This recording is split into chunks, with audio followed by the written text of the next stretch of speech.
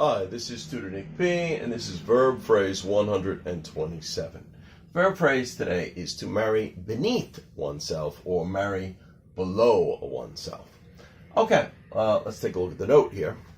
If someone marries beneath or below oneself, he or she marries someone from a lower class. Okay. The opposite of this phrase is to marry above. So you can marry above yourself, or to marry above one's station, although this term one's station, it's a little old-fashioned.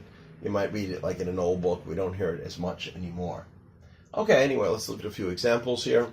Most royal families usually don't want their princes or princesses to marry a commoner. Remember, in a country that has kings or queens, the regular people who are not either royalty or nobility are referred to as commoners.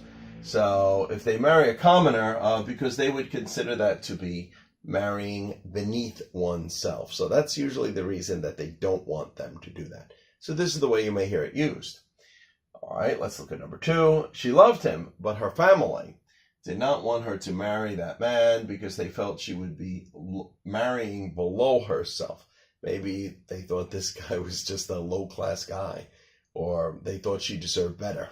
You know, a lot of families think that about their children. So, and let's look at the last one. Last one is more like the opposite one. You marry above. Number 3 here. I had a chance to marry above myself.